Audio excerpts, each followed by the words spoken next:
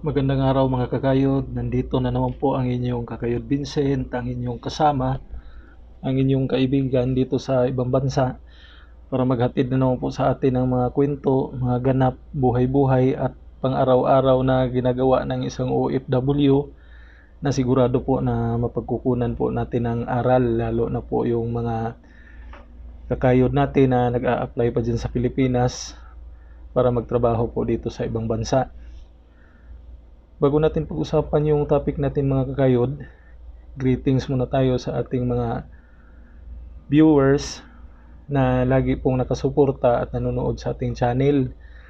Mga OFW po, saan mang sulok ng mundo, at sa mga Pilipino po na nandyan sa Pilipinas, maraming salamat po. Mga kakayod, pag-usapan natin yung isa sa mga pinaka-exciting at pinaka-masaya na parte ng buhay ng isang OFW, yung pag-uwi sa Pilipinas pagkatapos ng 2 taon na trabaho dito sa ibang bansa. Kakabit ng pag-uwi ng isang OFW dyan sa Pilipinas mga kakayod, yung salitang pasalubong o regalo para sa mga kamag-anak at mga kapamilya natin dyan sa Pilipinas. Mga kakayod, kailangan ba talaga na magdala, mamili at mamigay ng pasalubong ang isang OFW sa kanyang mga kamag-anak, kakilala at mga kaibigan dyan sa Pilipinas pagdating niya? Ito mga kakayod, opinion ko lang, sa akin lang to, pero alam ko rin na may mga OFW din na kaparehas ng saloobin sa akin. Para sa akin mga kakayod, walang masama kung magdala tayo ng pasalubong, mamigay tayo, kasi blessing yan na na-share natin sa mga mahal natin sa buhay sa Pilipinas, na umaasa na mabigyan natin sila pag bakasyon or pag exit natin na makauwi na tayo sa Pilipinas. Pero mga kakayod, kung bilong tayo doon sa mga OFW na mga minimum wage earner lang dito sa ibang bansa, lalo na po yung mga OFW na mga skilled worker dito sa Middle East, dito sa Saudi, na yung sahod natin mga kakayod lamang lang ng 200 or 300 pesos sa arawan na sahod dyan sa Pilipinas. Alam naman natin mga kakayod na nagpapadala tayo buwan-buwan, hindi malaki yung makuha natin na benefits, lalo na pag isang kontrata lang natapos natin, 2 taon lang. Huwag natin i-pressure yung sarili natin sa panahon na matatapos na yung kontrata natin ng 2 taon na mamili, i-prioritize, at saka halos hakutin na lang lahat ng mga alahas, pabango, chocolates, sabon, o kahit ano pang pwede natin na may padalang pasalubong na mabibili natin sa Bata o saan man mga malls dito sa Saudi mga kakayod. Kasi mga kakayod, sa pag-uwi natin sa Pilipinas, lalo na pag-exit na tayo tapos 2 taon lang natapos dito na pagtatrabaho, isang kontrata lang, yung pera na nakuha natin tapos pinamili natin ng sandamakmak na pasalubong, wala nang matira sa atin mga kakayod, o kunti na lang o hindi na sapat yung pera para gamitin natin sa pag-a-apply ulit, lalo na pag galing tayong probinsya, panluwas natin sa Manila, pangkain natin doon, pangrenta sa kwarto na pinagtutuluyan natin, pagprocess sa mga papeles, medical at iba pang mga gastos. Paglaanan natin talaga yan mga kakayod pag exit, lalo na pag hindi na tayo babalik sa kumpanya, na mamili lang tayo ng kunti o kahit mabigyan man lang natin sila ng tig-isang sabon pagdating natin sa Pilipinas, kasi yun lang yung kinaya ng pera natin, at saka nakapagtabi na tayo para pang apply ulit pabalik dito sa ibang bansa. Mga kakayod, kung ano man yung sabihin ng mga kamag-anak natin doon sa Pilipinas pag uwi natin na yun lang yung naibigay natin kasi naglaan tayo para sa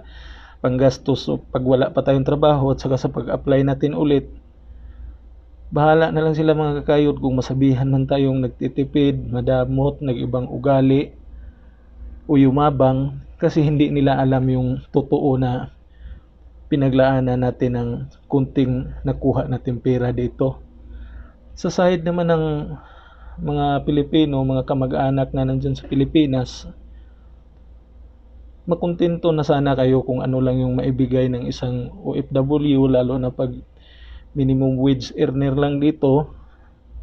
skilled worker lang dito, hindi mga managerial position, hindi engineer, hindi nurse, hindi mga managers. Kasi yun lang yung nakayanan ng inyong kamag-anak na OFW na maibigay sa inyo. Ipakita nyo sa kanya na masaya kayo na dumating siya, na appreciate nyo yung binigay niya sa inyo, at sana isipin nyo na hindi rin madali yung pagkuha ng pera dito or pag hahanap buhay dito. Mas maganda pa kung ipagdasal nyo siya na gaganda na yung sitwasyon niya sa susunod na pag-a-abroad niya at saka lalaki yung sahod niya para mas madagdagan din yung maibigay niya sa inyo tuwing uuwi siya ng Pilipinas. Mga kakayod, para sa akin, mas maganda na hindi pa isa-isa yung pagbigay mo ng pasalubong pag uwi mo sa Pilipinas. Mas maganda na maghanda ka lang ng isang beses lang para isang gastusan lang, hindi araw-araw nagbibigay ka hanggang sa hindi mo mamalaya na naubos na pala yung pera mo, wala ka nang pang-apply pabalik dito sa ibang bansa. Mga kakayod, kultura na talaga at saka nasa utak na yan ng mga Pilipino na mag-i-expect talaga sila ng pasalubong pag galing ka ng ibang bansa. Personal experience ko yan mga kakayod kasi may mga panahon din na nauwi ako sa Pilipinas na kunti lang talaga yung dala ko, na gawa ko pa nga noon dati na hindi na lang lumabas ng bahay para makaiwas doon sa mga tao na naghihingi ng pasalubong kasi wala nga akong maibigay sa kanila. Pero ngayon mga kakayod, tiyatsagaan na talaga natin na pag makauwi man tayo, at least isang RDL na lotion makapagbigay tayo. Kasi blessing din sa atin itong mga kakayod na nandito tayo nagtatrabaho. Mas lamang tayo ng kunti ng paghahanap buhay sa kanila doon sa Pilipinas, pero magtira din tayo para sa sarili natin kasi minsan mga kakayod, sa totoo lang, sa tayo pa yung nangangailangan ng tulong ng mga kamag-anak natin, lalo na yung panahon na nag-a-apply pa tayo papunta dito, hindi rin sila lumingon sa atin. Pero bahala na lang, at least nandito na tayo, kung ano yung kaya nating ibigay, yun lang. Hindi natin pursigihin, hindi natin gamitin yung yabang na magpapakita tayo na mapera pagdating natin sa Pilipinas, pero ang katotohanan wala pala. Tayo din yung mahihirapan, tayo din yung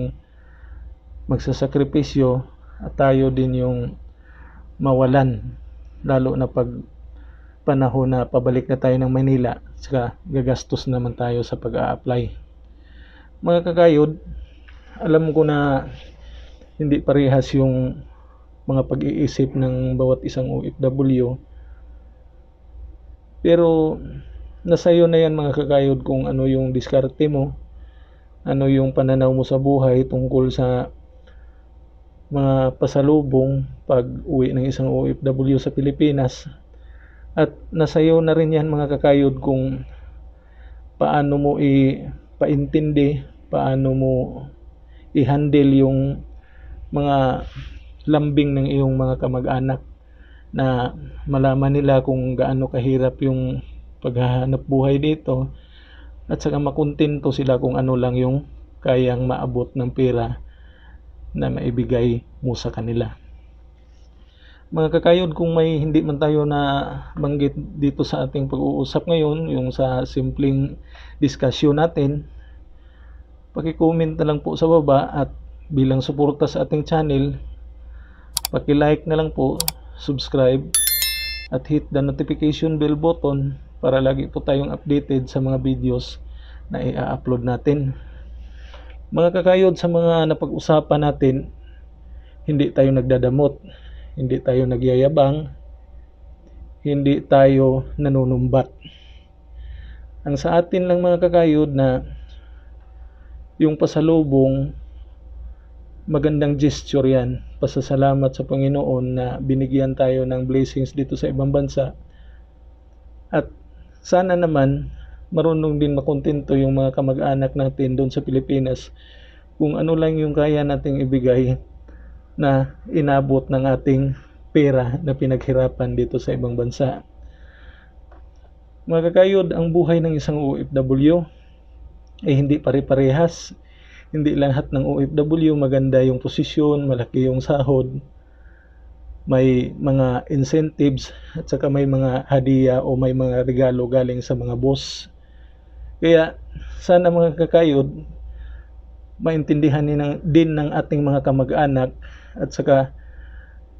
sana makontento din sila kung ano yung maibigay natin sa kanila, lalo na yung panahon na uuwi tayo sa ating bansang Pilipinas. Hanggang dito na lang mga kakayod. Maraming salamat po.